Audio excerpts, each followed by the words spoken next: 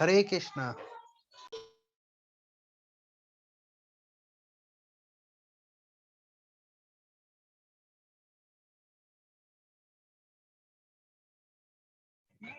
हरे कृष्णा प्रभु।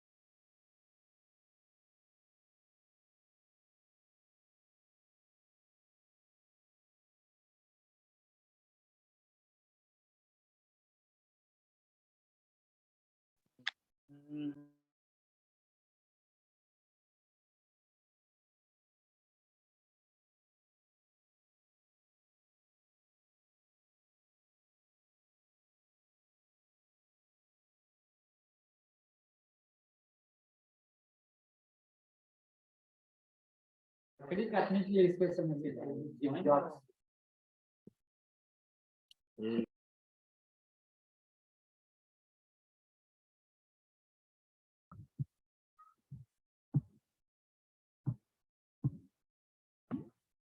ओम अज्ञानतिमिरन्धस्य ज्ञानाञ्जनशलाकया चक्षुरुन्मिलितं येन तस्मै श्रीगुरुवे नमः।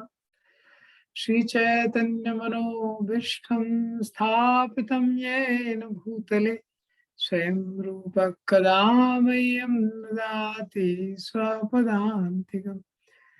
वन्देऽहं श्रीगुरो श्रीयुतापदकमलं श्रीगुरून् वैष्णवांश्च श्रीरूपं सागरजातां सहगना रघुनाथान्वितं तं सजीवं सावधूतं सावधूतं परिजनासहितं कृष्णचैतन्यदेव श्री राधा कृष्ण पादान सहगना ललिता श्री विशाखान्वितांश नमामि विष्णुपादाय कृष्ण विष्ठाय भूतले श्रीमते भक्तिवेदांत स्वामीति नामिने नमस्ते सरस्वते देवे गौरवाणी प्रचारिणे निर्विशेषा शून्यवादी पाश्चात्य देश तारिणे नमो महावदन्याय कृष्ण प्रेम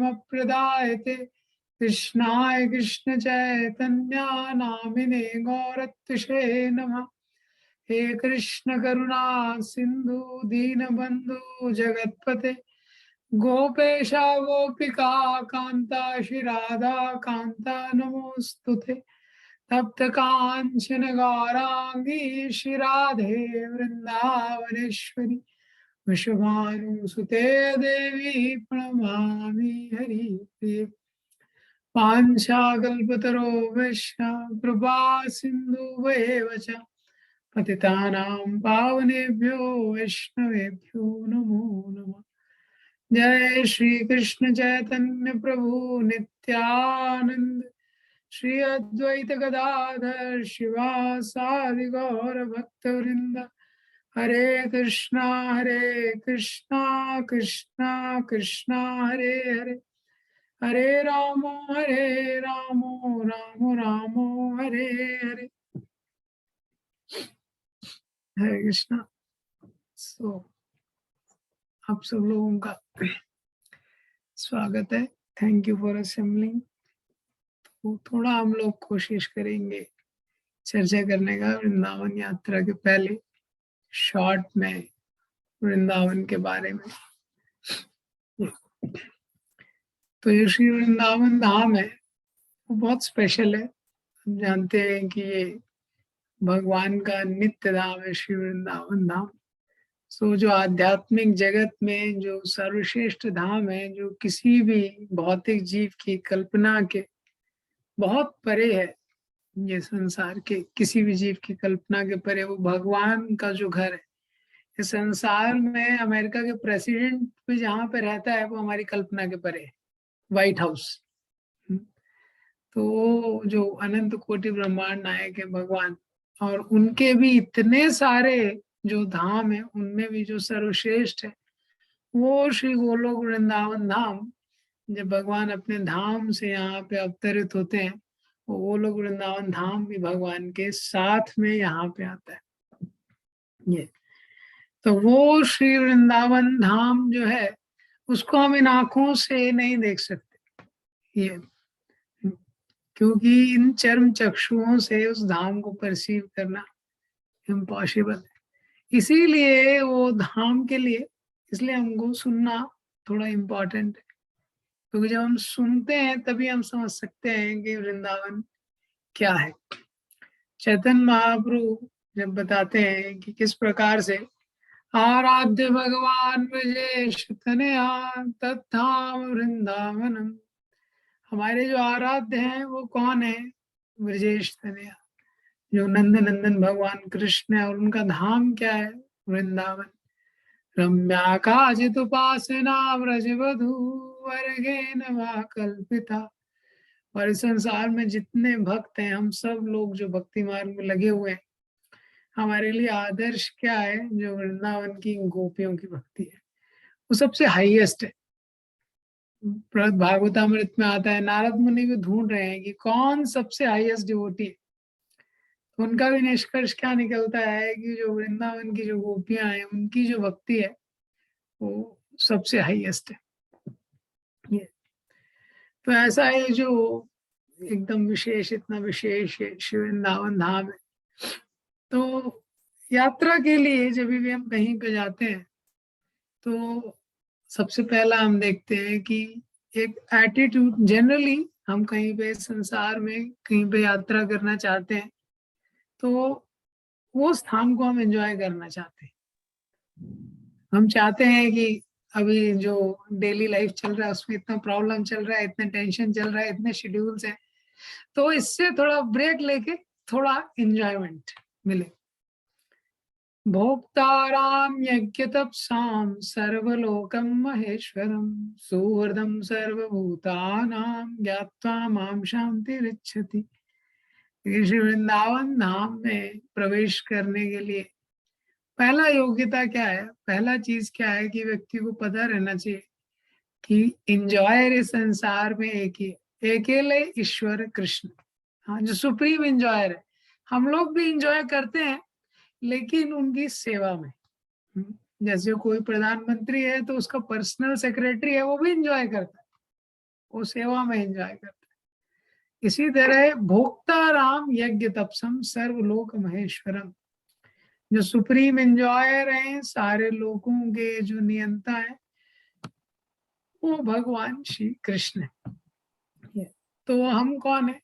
जीवेर स्वरूप होए कृष्ण नित्य दास, हम भगवान के दास हैं। ये तो चैतन्य महाप्रभु ने अभी ज्यादातर जब वृंदावन लोग आते हैं तो वृंदावन में प्रेम मंदिर, बांके बिहारी और at the most ISKCON temple, ये तीन चीजें लोग टच कर पाते हैं।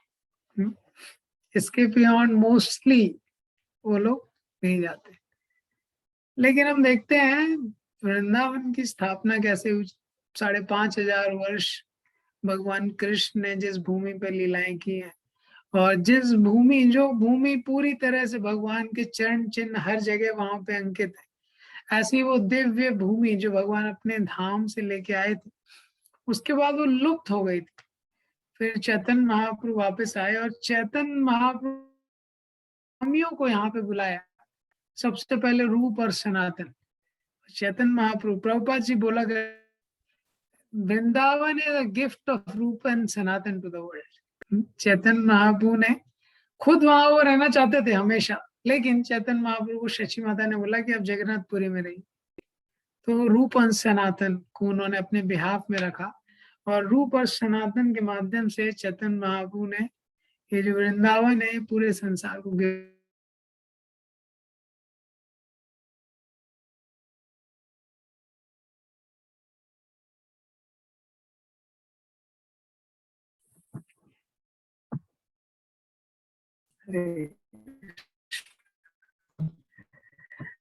तो चैतन्य महाप्रभु ने रूप और सनातन और गोस्वामियों को उन्होंने ये आदेश दिया कि आप मंदिरों का निर्माण कीजिए और जो वैष्णव सिद्धांत है उसको अपने आचरण के द्वारा लोगों को सिखाइए कि what it means to be a Vaishnava. आप शास्त्रों को लिखिए, ये जो शास्त्रों का सार है उसको लिखिए। तो वृंदावन में इस प्रकार से गोस्वामियों ने ये सारे कार्य किए। उसमें तो अभी जब हम लोग वृंदावन जाते हैं तो इसलिए जो गोस्वामियों के जो 7 मंदिर है ये हमारे लिए बहुत इम्पोर्टेंट है, ये क्योंकि ये मंदिर क्या है, वृंदावन का हार्ट है, क्योंकि इन्हीं गोस्वामियों ने वृंदावन को स्थापित किया है। तो वृंदावन पूरा जंगल था, जब रूप गोस्वामी, सनातन गोस्वामी, ये सारे लोग वहां रहते थे, तो कोई भी घर नहीं था, कोई भी मकान नहीं था। ये मनुष्यों के रहने के लिए भी इतना साधारण नहीं था। ये वो स्थिति में गोस्वामी यहाँ पे रहते थे। ये तो जो 7 प्रोमिनेंट टेम्पल है, तो श्रीनिवास आचार्य ने षड गोस्वामी अष्टकम लिखा है, क्योंकि जो 6 गोस्वामी थे ये इतने दिव्य पर्सनालिटी थे, इतने अमेजिंग पर्सनालिटी थे, हर कोई अपने आप में। वंदे रूप सनातनो रघुयुग श्री जीव गोपाल को, कृष्णा कीर्तन गान नर्तन परो, प्रेमामृतांबो निधि। ये निरंतर कृष्ण कीर्तन करते रहते थे, निरंतर भगवान का नाम जपते रहते थे, और ये प्रेम के अमृत से भरे हुए थे। और ये निधि, ये जो संपत्ति है, इन्होंने सारे संसार को दी। हाँ, और चैतन्य महाप्रभु के मिशन का भार इन्होंने अपने कंधों पे लिया, ये षड गोस्वामी। तो इसमें से सबसे प्रमुख हैं रूप और सनातन गोस्वामी। तो रूप गोस्वामी, सनातन गोस्वामी, रघुनाथ दास गोस्वामी, रघुनाथ भट्ट गोस्वामी, गोपाल भट्ट गोस्वामी, जीव गोस्वामी। इसके पहले लोकनाथ गोस्वामी और भूगर गोस्वामी भी वहां पे थे। तो वृंदावन में सबसे पहले जो मंदिर बना गोस्वामी के टेम्पल्स में, वो सनातन गोस्वामी ने, जो राधा मदन मोहन का मंदिर है। तो सनातन गोस्वामी, रूप गोस्वामी और अनुपम, ये 3 भाई थे। हाँ, तो कुमार देव और रेवती जो इनके माता पिता थे, उनके ये 3 बच्चे उनके परमहंस वैष्णव थे, तीनों शुद्ध भक्त थे। उसमें से रूप गोस्वामी और सनातन गोस्वामी बहुत एक्स्ट्रा ऑर्डिनरीली टैलेंटेड थे हर तरीके से। हाँ, तो जो सनातन गोस्वामी थे, बाद में हम देखते हैं जब नवाब हुसैन शाह वहां पे राज्य कर रहे थे, तो सब लोगों ने बोला अगर आपको राज्य करना है तो ये जो 2 भाई हैं, हाँ, रूप और सनातन, ये तो बाद में इनका नाम पड़ा, संतोष और अमर और संतोष, तो ये क्या है, आपको अपने सरकार में कैबिनेट में इनको डालना पड़ेगा, हाँ, तभी ये पॉसिबल है। तो वो सारा हिस्ट्री आपने पढ़ा है कि किस प्रकार से हिंदुओं की रक्षा के लिए और वैष्णवों को बचाने के लिए ये अग्री हो गए। और रूप गोस्वामी फाइनेंस मिनिस्टर बने और सनातन गोस्वामी प्राइम मिनिस्टर। हाँ, तो आप सोच सकते हैं कितना बड़ा, और प्रैक्टिकली यही सारा राज्य हैंडल करते थे। हुसैन शाह, नवाब हुसैन शाह जो थे, वो तो अपना एक के बाद दूसरे राज्य पे आक्रमण करना, उसमें ही ज्यादा बिजी रहता। मेन ये पूरा राज्य किंगडम हैंडल करते थे। सनातन गोस्वामी प्राइम मिनिस्टर थे। इतना हाई पोस्ट था, केवल पोस्ट हाई नहीं था, जैसे इनके ऐश्वर्यों में रूप गोस्वामी, सनातन गोस्वामी शारीरिक रूप से बहुत सुंदर थे और बुद्धि में भी बहुत प्रवीण थे। उस समय पे 6 लैंग्वेजेस के एक्सपर्ट थे, हाँ, रूप और सनातन गोस्वामी, और प्राइम मिनिस्टर और फाइनेंस मिनिस्टर थे। इनमें से कोई एक भी चीज अगर किसी व्यक्ति के पास हो तो वो सफिशिएंट है, हाँ, उसके दिमाग का स्क्रू ढीला हो जाएगा और उसके लिए भक्ति करना मुश्किल हो जाएगा। इसलिए चेतन कुंती महारानी बोलती हैं, जन्मेश्वर श्रुति शिवेद माना अदापुमान, कि जन्म होगा, अगर किसी का जन्म बड़ा है, वो ब्राह्मण कुल में जन्म हो गया है, कुछ भी ब्राह्मण के काम नहीं कर रहा है, हाँ, लेकिन उसको घमंड है। इसी तरह श्रुति, कोई थोड़ा उसने लर्निंग कर लिया, कोई डिग्री मिल गया उसको, तो कितना घमंड हो जाता है, हाँ, तो पीएचडी हो जाता है, उसके आगे डॉक्टर लगा दिया, और उसने क्या किया है पीएचडी में उसको एग्जैक्टली पता है, लेकिन कितना व्यक्ति को घमंड हो जाता है ये एक चीज का। लेकिन रूप और सनातन गोस्वामी इतने बड़े ब्राह्मण कुल में उनका जन्म, ऐसा ऐश्वर्य, ऐसा श्रुति और ऐसा श्री, जो चारों कंडीशन कुंती महारानी बोल रही हैं, वो सब था।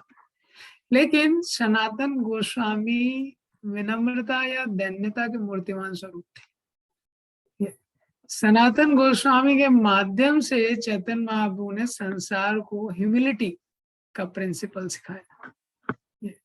और सनातन गोस्वामी ने इसलिए सबसे पहले वृंदावन में ये जो मंदिर है, श्री राधा मदन मोहन का मंदिर, इसकी स्थापना की। राधा मदन मोहन का जो मंदिर है, ये वृंदावन का लैंडमार्क है, हाँ, ये बेंचमार्क है, इसके ये सिंबल है वृंदावन का।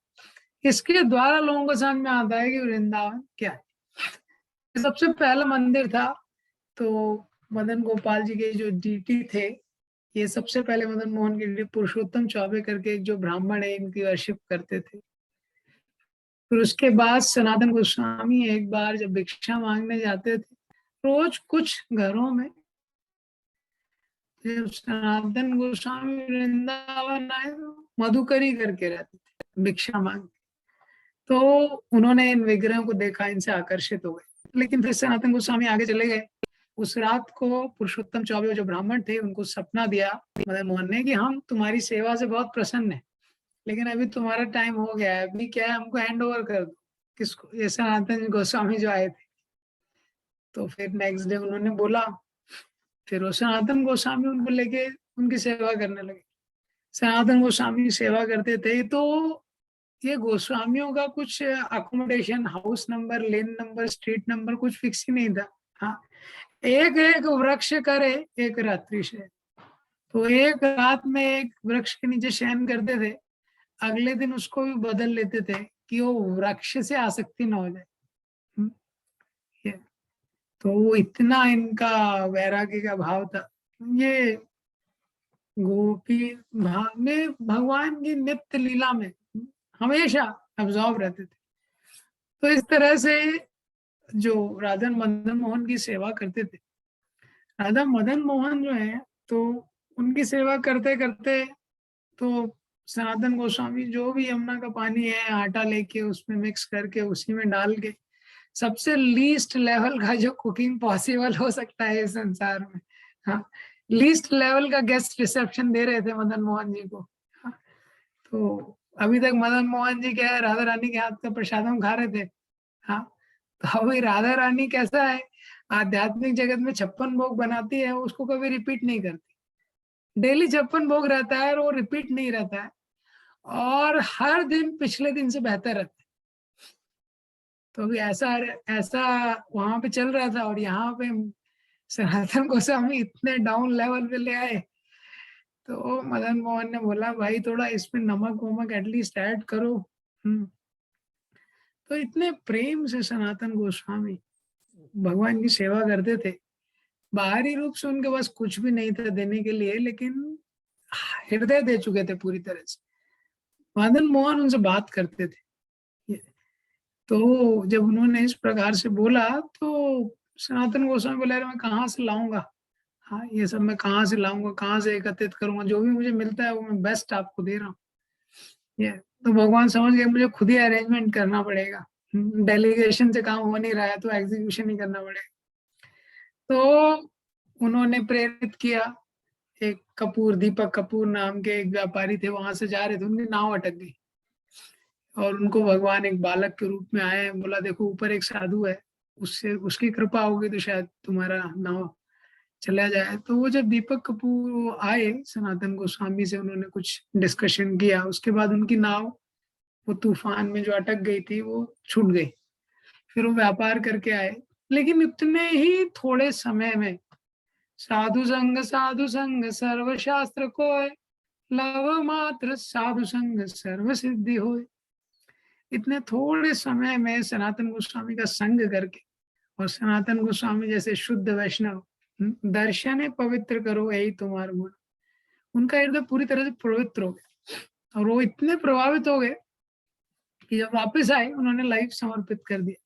हम सुनते हैं शिल प्रभुपाद जी के भी कई ऐसे अनुयायी हुए, प्रभुपाद जी से थोड़े से इंटरेक्शन से उन्होंने अपना लाइफ डेडिकेट कर दिया। और फिर उन्होंने बोला कि मैं आपके लिए क्या कर सकता हूँ। तो सनातन गोस्वामी बोला, मुझे तो किसी चीज की आवश्यकता नहीं है, लेकिन ये मदन मोहन जी ये तो राजा हैं, इनके लिए तो महल होना चाहिए। तो इनके लिए आप एक, तो उन्होंने बहुत सुंदर, अभी भी हम देखते हैं मंदिर का थोड़ा है, थोड़ा औरंगजेब ने डिस्ट्रॉय करने का कोशिश किया, लेकिन बहुत सुंदर एक मंदिर का निर्माण किया। अभी भी वो एकदम हाइट में मदन मोहन का जो बहुत सुंदर वो मंदिर है ये। और ये राधा मदन मोहन के जो विग्रह है, ये सनातन गोस्वामी संबंध आचार्य, हाँ संबंध, क्योंकि कृष्ण इंजॉयर है और हम सर्वेंट हैं। और भक्ति की शुरुआत होती है जब हमको पता चलता है कि हमारा भगवान से क्या संबंध है। हाँ, भगवान मास्टर है, स्वामी है, हम सेवक हैं। तो जब संबंध क्लियर हो जाता है, तब व्यक्ति जो संबंध से वो आइडेंटिफाई करता है वैसे ही अपना जीवन जीता है। तो जिसका आइडेंटिफिकेशन है कि मैं भारतीय हूँ, तो वो भारत के लिए जीवन जी रहा है। जिसका आइडेंटिफिकेशन है किसी कंपनी से, माइक्रोसॉफ्ट का एम्प्लॉय हूँ, तो माइक्रोसॉफ्ट के लिए जीवन दे रहा है। तो कि कोई व्यक्ति नेशनैलिटी से, कोई किसी ना किसी, कोई देश से, किसी को कोई ब्राह्मण से कि मैं ब्राह्मण हूँ, तो वो उसके लिए जीवन देता है। तो ये जो संबंध विभ्रम है, उस संबंध के बारे में कंफ्यूजन है, इसके कारण लाइफ में बड़ा चैलेंज आता है। इसीलिए हमारे ये संबंध आचार्य हैं, पहले रिलेशनशिप को क्लियर कर रहे हैं कि भगवान है, भक्त है, और भगवान और भक्त के बीच में एक संबंध है। भगवान हमारे मास्टर हैं, हम उनके सर्वेंट हैं। ये तो जब जीवात्मा का ये संबंध फिक्स हो जाता है, इस संसार में किसी से भी जब संबंध स्थापित हो जाता है, हाँ, और वो व्यक्ति जब मन से स्वीकार कर लेता है, तो वो उस जगह पे एफर्ट डालता है। जैसे कोई व्यक्ति है, अगर वो कंपनी ज्वाइन कर रहा है ना, तो माइक्रोसॉफ्ट है, 10 कंपनी, कितनी सारी कंपनी है, लेकिन जब उसको एक जगह का कॉल लेटर आ जाता है, और फिर वहां वो जॉब करना शुरू कर देता है, अब वो अपने आप को आइडेंटिफाई करने लगता है कि हाँ मैं ये कंपनी का एम्प्लॉय हूँ, तो वहां पे वो एनर्जी लगाने लगता है। फिर वो उस संबंध में एफर्ट लगाता है, जब वो मन से उसको एक्सेप्ट कर लेता है। हम देखते हैं इंडिया में, जब वो एक्सेप्ट कर लिया भारत ने कि हम इंडिया वाले हैं, तो वो उसके लिए फिर एफर्ट लगाता है। इसी तरह इस संसार में कोई परिवार होता है तो हम एक्सेप्ट कर लेते हैं, हाँ ये मेरे माता पिता है, तो वहां पे हम एफर्ट लगाते हैं। ये इसी तरह भक्ति में भी हम एफर्ट लगाएंगे जब हमको पता चलेगा, जब हम मन से ये एक्सेप्ट कर लेंगे कि भगवान से हमारा शाश्वत संबंध है। ये भगवान से हमारा शाश्वत संबंध है। और जब किसी से शाश्वत संबंध है संसार में, जिनसे टेम्पररी संबंध भी रहता है, उसके लिए व्यक्ति कितना एनर्जी लगा देता है। किसी से बहुत पुरानी मित्रता है या और अलग अलग रिलेशनशिप है संसार के, तो जो मोस्ट इम्पोर्टेंट संबंध है उसके लिए कितना हमको एफर्ट लगाना चाहिए। तो ये हमको जो संबंध आचार्य हैं सनातन गोस्वामी, इनसे हमको प्रार्थना करना चाहिए उसके लिए। तो मदन मोहन का मंदिर है, बहुत सुंदर मंदिर है। और ये मदन मोहन के जो विग्रह हैं, ये जीवात्मा के इस का जो संबंध है भगवान से, उसके लिए सनातन गोस्वामी ने विग्रह बनाए हैं। और दूसरा है कि जो मदन मोहन के विग्रह हैं, संसार में हर व्यक्ति एंजॉय करना चाहता है और भगवान से विमुख होके भोग करने की जो प्रवृत्ति है उसको काम कहा गया है। कृष्णेन्द्रिय प्रीति वांछा धरे प्रेम, आत्मेन्द्रिय प्रीति वांछा तारे बोले काम, कृष्णेन्द्रिय प्रीति वांछा धरे प्रेम। तो अपनी इंद्रियों को तृप्त करने के लिए देखते हैं संसार में कितना कंपटीशन है, तो उसके लिए व्यक्ति है जो खुद के लिए ट्राई करता है ज्यादा दुखी होता है, और भगवान को तृप्त करने की कोशिश करता है तो वो खुद संतुष्ट हो जाता है। तो ये मदन मोहन के विग्रह हैं, इनका भी बहुत पास टाइम है। मदन मोहन किस प्रकार से इनका नाम पड़ा, राधा रानी का नाम है मदन मोहन मोहिनी, और भगवान का एक कृष्ण का एक नाम है मदन मोहन, क्योंकि एक लीला उन्होंने की थी। हाँ, मदन नाम है कामदेव का, तो कामदेव जो है ये संसार में सबको आकर्षित कर लेते हैं। तो इस संसार में जो भी पुरुष और स्त्री के बीच में आकर्षण है उसका माध्यम क्या है, कामदेव है। और कामदेव से संसार, पूरा संसार आकर्षित है, कोई भी व्यक्ति बचा नहीं है ये। और बहुत फेमस चैंपियन है, वो कभी डिफीट ही नहीं हुए ये। लेकिन एक बार हाँ, जब भगवान की रासलीला में उन्होंने थोड़ा एंट्री किया, हाँ, तो कामदेव भी रिटायर्ड हर्ट हो गए। बहुत बड़ा पास टाइम है। और उसके बाद भगवान का नाम पड़ा मदन मोहन। तो ऐसे ही मदन मोहन के विग्रह हैं जो सबके हृदय को अट्रैक्ट करने वाले हैं। और उसी मंदिर में सनातन गोस्वामी का भजन कुटीर है, मदन मोहन के मंदिर में। तो सनातन गोस्वामी वहां पे भजन करते थे। उसी के बाजू में एक वेल है जिससे वो मदन मोहन को नहलाते थे, उनके लिए कुछ कुकिंग करते थे ये। और द्वादश आदित्य टीला, क्योंकि ये मंदिर है काफी ऊंचाई पे है और यहाँ से पूरा वृंदावन लगभग लगभग दिखता है। तो कृष्ण भगवान को एक बार सर्दी लग गई थी, कॉमन कोल्ड हो गया था, जुकाम हो गया था ये। तो भगवान कुछ भी करते हैं वो सब दिव्य रहता है।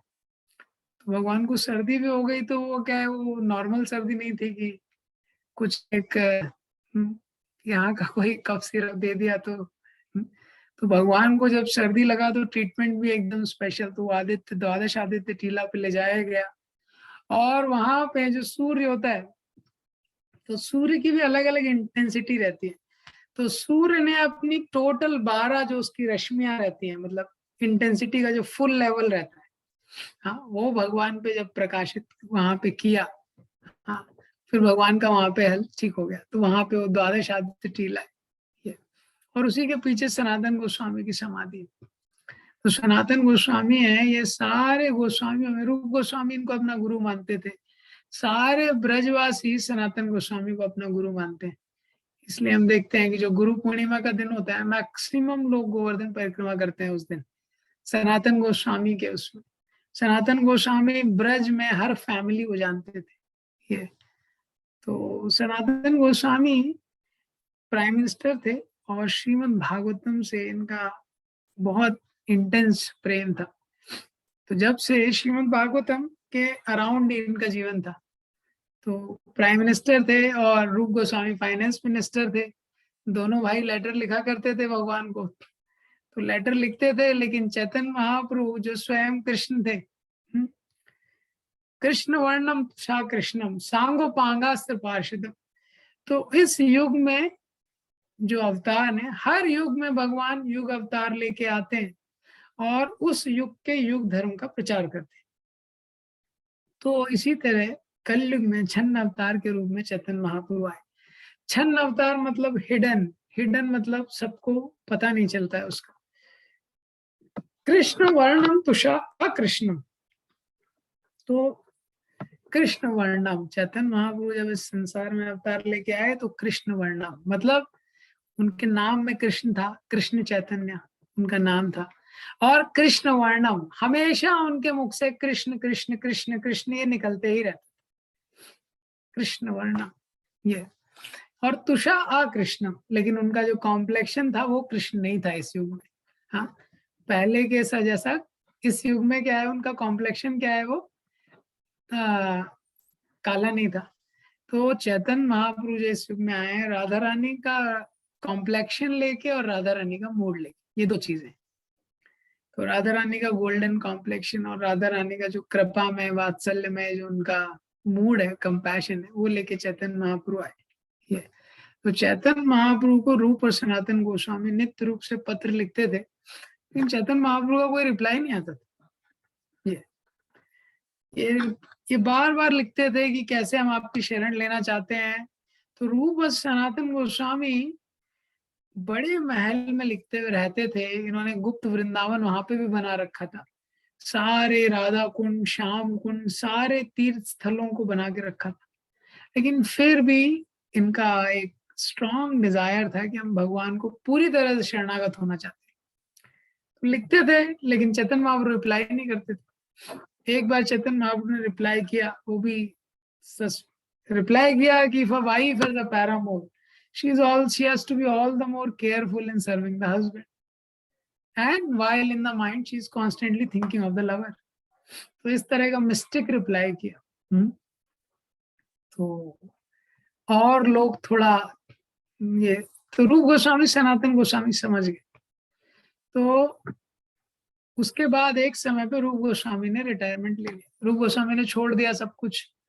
और उसके बाद सनातन गोस्वामी भी रिटायरमेंट लेना चाहते थे अब, लेकिन ऑलरेडी फाइनेंस मिनिस्टर गायब है, तो अभी प्राइम मिनिस्टर गायब हो जाएगा तो फिर सरकार कैसे चलेगी। तो रूप गोस्वामी चले गए और सनातन गोस्वामी को बोला, देखो भाई तुम भी जैसे ठीक हो जाए जैसा करके भी तुम भी निकल आना।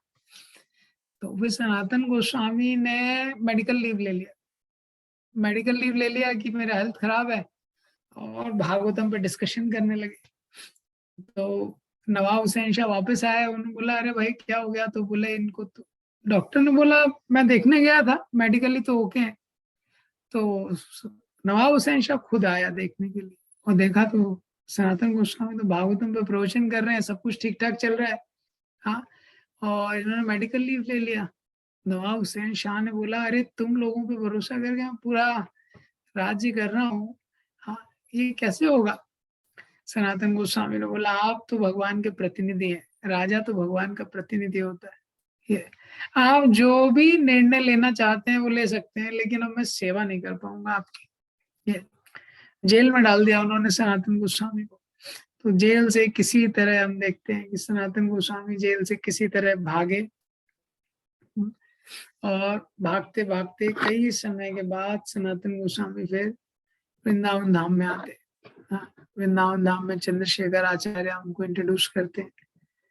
तो उस समय से सनातन गोस्वामी केवल भिक्षा मांग के वहां पे रहते थे, ये केवल भिक्षा मांग के। और सनातन गोस्वामी का सबसे बड़ा क्वालिटी था ये ह्यूमिलिटी। तो जब सनातन गोस्वामी आए थे, वहां के जितने बड़े ब्राह्मण थे वो उनको इनवाइट कर रहे थे कि आप हमारे घर पे भोजन लीजिए, आप हमारे घर पे भोजन लीजिए। लेकिन Sanatana longing to remain humble, he preferred begging.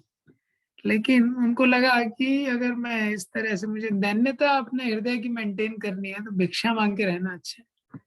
फिर सनातन गोस्वामी को उनके एक रिलेटिव ने एक ब्लैंकेट दे दिया था, हाँ, जो ठंड में ज्यादातर हम लोग यूज करते हैं, उस टाइप का वो कॉस्टली ब्लैंकेट रहता है ना, बहुत सॉफ्ट रहता है, जिसमें अंदर जाना आसान है, बाहर निकलना बहुत मुश्किल होता है। तो एक नया ब्लैंकेट दे दिया था। तो सनातन गोस्वामी जब वहां पे वृंदावन आते हैं तो उन्होंने एक कैदी के कपड़े पहने होते हैं, जो कोई जेल में रहता है उसके कपड़े रहते हैं। तो चैतन्य महाप्रभु चंद्रशेखर आचार्य को बोलते हैं देखो कोई महान वैष्णव आया है। तो चंद्रशेखर आचार्य बाहर आते हैं, देखते हैं यहाँ तो कोई है नहीं, फिर देखते हैं तो एक कैदी है, इतने बड़ी बड़ी उनकी दाढ़ी थी, इतने बड़े बड़े बाल थे सनातन गोस्वामी के काम करते हुए, और कैदी की वेशभूषा थी। तो उन्होंने बोला कोई नहीं है। चैतन्य बाबू ने बोला फिर से देखो कोई बहुत महान वैष्णव है। तो फिर से देखने गए, वो फिर से भी कोई नहीं मिला। तो फिर तीसरी बार बोला चैतन्य महाप्रभु ने, तो फिर देखने गए तो बोला एक दरवेश है, मतलब एक कैदी है। हाँ, तो चैतन्य महाप्रभु ने बोला ही इज जेम ऑफ वैष्णव, उसको लेके आइए, एकदम सम्मान के साथ उसको लेके आए। चैतन्य महाप्रभु ने उनका आलिंगन किया, सनातन गोस्वामी ने उनको दंडवत किया। चैतन्य महाप्रभु ने फिर चंद्रशेखराचार्य को बोला कि इनको नए वस्त्र दीजिए, वो सब। तो जब उनका शेविंग किया उसके बाद चंद्रशेखर आचार्य नए वस्त्र देने लगे, तो सनातन गोस्वामी ने बोला ये वस्त्र नहीं ले पाऊंगा, मैं जो किसी साधु के पुराने वस्त्र हैं वही पहनूंगा। I will only wear the remnants of which is already worn by सब साधु। तो वो वस्त्र पहने उन्होंने।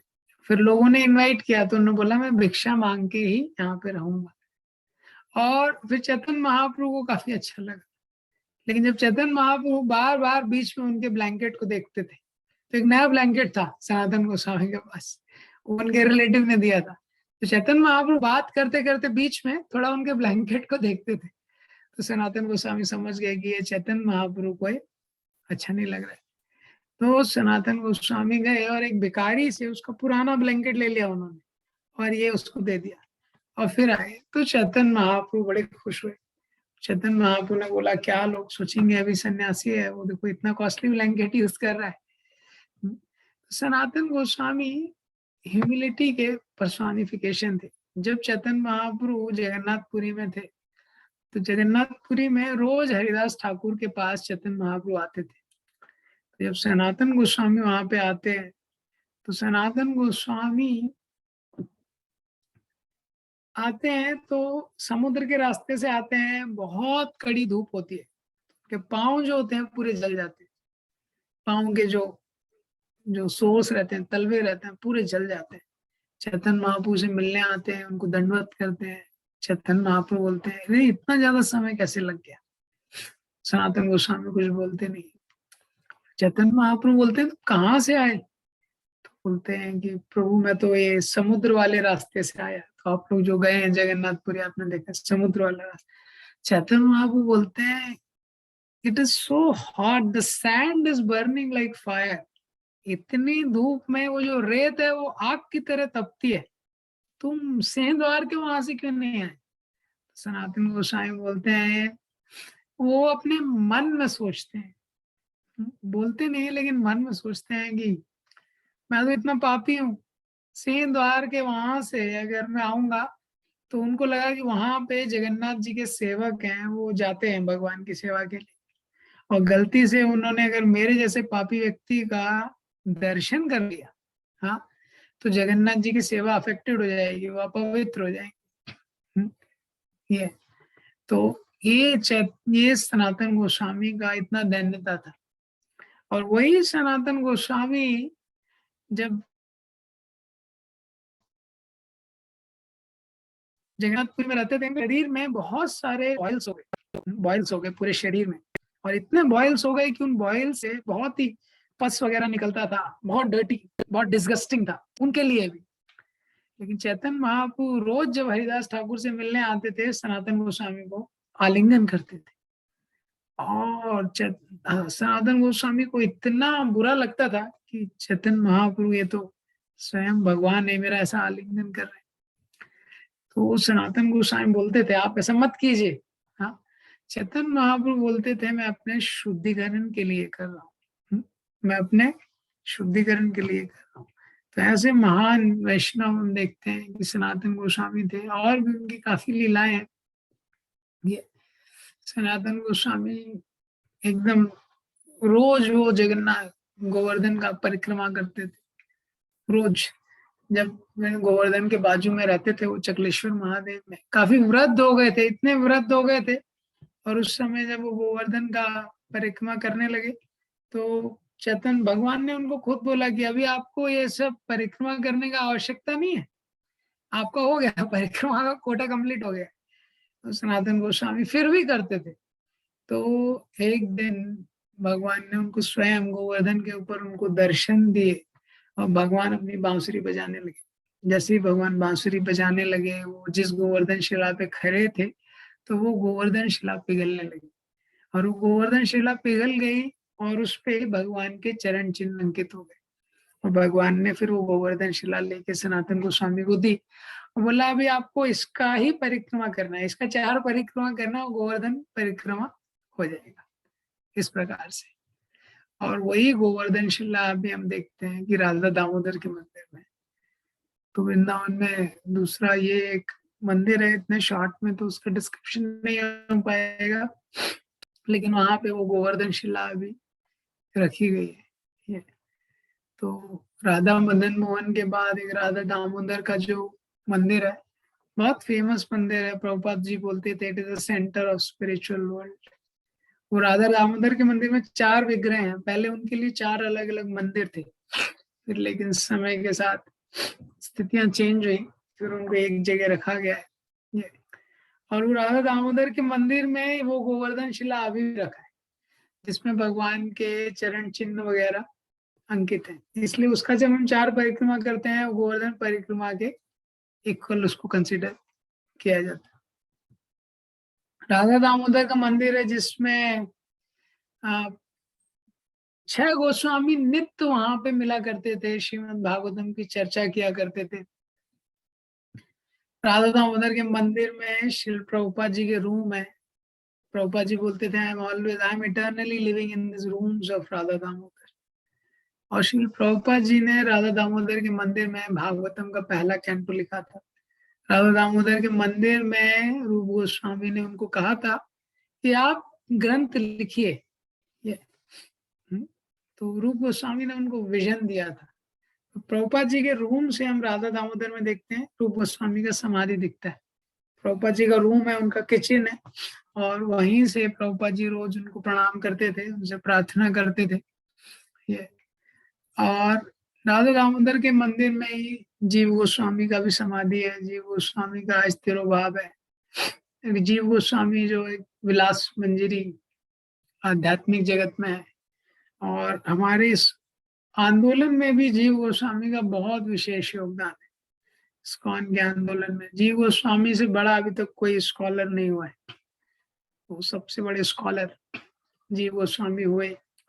और रूप गोस्वामी ने अपने हाथों से इस राधा दामोदर के विग्रह का निर्माण किया था, और उसके बाद उन्होंने जीव गोस्वामी को गिफ्ट किया था कार्तिक में, जीव गोस्वामी को। फिर जीव गोस्वामी राधा दामोदर के विग्रह की पूजा करते थे, राधा दामोदर के विग्रह उनसे आदान प्रदान करते थे, और बहुत ही मधुर आदान प्रदान और बहुत सारी लीलाएं हैं जीव गोस्वामी और राधा दामोदर की।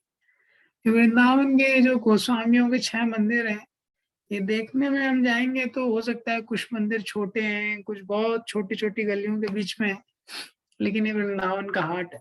क्योंकि ये गोस्वामियों ने वो विग्रहों का ऐसे पूजा किया कि वो विग्रह उनके साथ इस प्रकार से आदान प्रदान करते थे, उसके अनलिमिटेड स्टोरी। ये तो जीव गोस्वामी को राधा दामोदर, जब जीव गोस्वामी कभी बोर हो जाते थे तो राधा दामोदर उनके लिए बांसुरी बजाते थे, उनके लिए कीर्तन करते थे। जीव गोस्वामी को बताते थे कि मुझे अभी क्या लेना है, हाँ प्रसादम में आज क्या बनाना चाहिए। ये तो इस प्रकार से जीव गोस्वामी जब भोग लगाते थे तो स्वयं राधा दामोदर उनके सामने उसको ऑनर करते थे। ये तो बहुत सारी लीलाएं जीव गोस्वामी ने। जीव गोस्वामी का बहुत यूनिक कंट्रीब्यूशन है हमारे संप्रदाय को बचा के रखने के लिए। जो वृंदावन की भी जितनी भूमि है, जो गोस्वामी के मंदिर है, उन सबको रजिस्टर वगैरह कराने के लिए। तो जीव गोस्वामी के पहले वो सब नहीं था। ये जीव गोस्वामी ने, सनातन गोस्वामी का जो समाधि है वहीं पे एक ग्रंथ समाधि है। जीव गोस्वामी ने इतना लिखा है, इतना लिखा है, उसको कोई पढ़ भी नहीं पाएगा। वो बीएचयू में भी एक डिपार्टमेंट बना के वो रखा हुआ है, जितना जीव गोस्वामी ने लिखा है। प्रैक्टिकली मतलब 4 lakh versus something like that जीव गोस्वामी हैज लाइक दैट।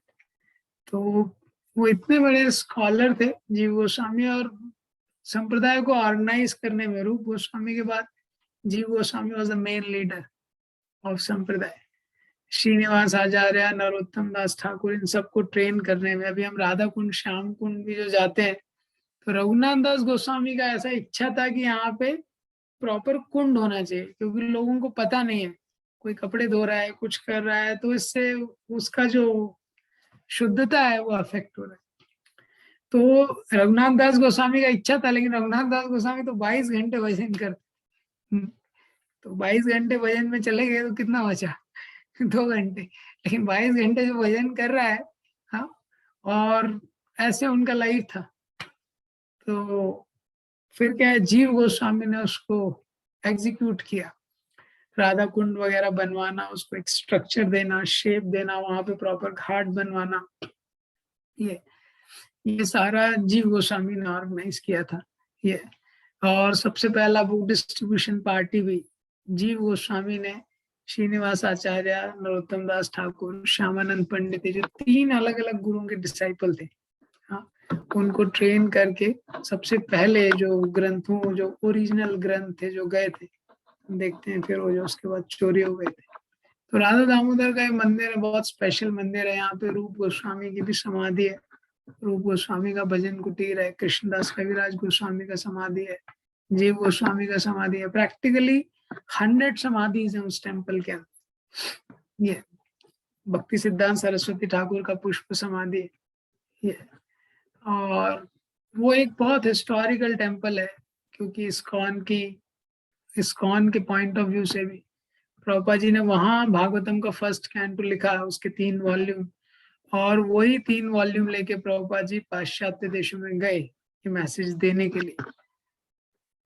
और प्रभुपाद जी जब पाश्चात्य देशों से आए इंडिया वापस, तो 1 महीने के लिए वृंदावन में थे, और राधा दामोदर टेम्पल में इन्होंने नेक्टर ऑफ डिवोशन के लेक्चर दिए। 30 दिन उन्होंने नेक्टर ऑफ डिवोशन,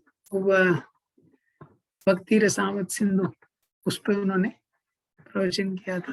तो बहुत सारे एंगल्स थे, बहुत सारे एंगल से ये जो राधा दामोदर का टेम्पल है ये बहुत स्पेशल है हमारे लिए।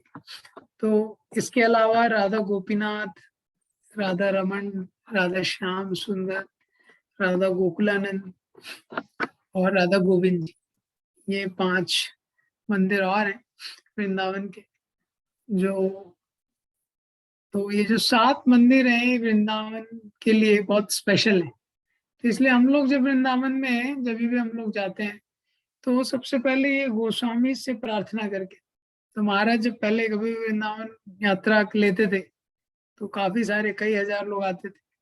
तो शुरुआत में जब महाराज वृंदावन यात्रा लेते थे, तो उसमें हमेशा ये जो 6 गोस्वामीज है उनके जो प्रेयर है, जो षड गोस्वामी अष्टकम है, वो सबसे पहले उसको रिसाइट करते थे। क्योंकि ये षड गोस्वामी अष्टकम है, वो सारे गोस्वामी के बारे में श्रीनिवास आचार्य ने लिखा है उनके जाने। हाँ, क्यों उन्होंने प्रैक्टिकली वृंदावन को मैनिफेस्ट किया, सारे डिटीज को मैनिफेस्ट किया ये। तो राधा दामोदर का जो मंदिर है उसमें भी हम लोग जाते हैं, परिक्रमा करते हैं। और अभी प्रभुपाद जी के जो रूम्स हैं उनको बहुत अच्छे से वहां पे मेंटेन किया है। रूप गोस्वामी, सनातन गोस्वामी का जो समाधि है, रूप गोस्वामी का जो समाधि और भजन कुटीर है, तो उसको भी अभी वहां पे भी काफी अच्छा उसका कंस्ट्रक्शन कर दिया। और राधा दामोदर के जस्ट बाजू में ही है श्याम सुंदर का जो मंदिर, राधा श्याम सुंदर का ये। तो राधा श्याम सुंदर का जो मंदिर है, राधा और बाकी जो 2-3 मंदिर है, उनके बारे में शॉर्ट में हम लोग कल और परसों उसको थोड़ा डिस्कस करेंगे। तो बहुत बहुत धन्यवाद आप लोगों को टाइम निकालने के लिए ये। और ऋषभ ने वो ब्रोशर भी डाला है, उसमें भी सारे मंदिरों के बारे में शॉर्ट में उन्होंने मेंशन किया है उसमें, तो उसमें भी आप लोग देख सकते हैं। हरे कृष्ण। श्रील प्रभुपाद की जय। श्री वृंदावन धाम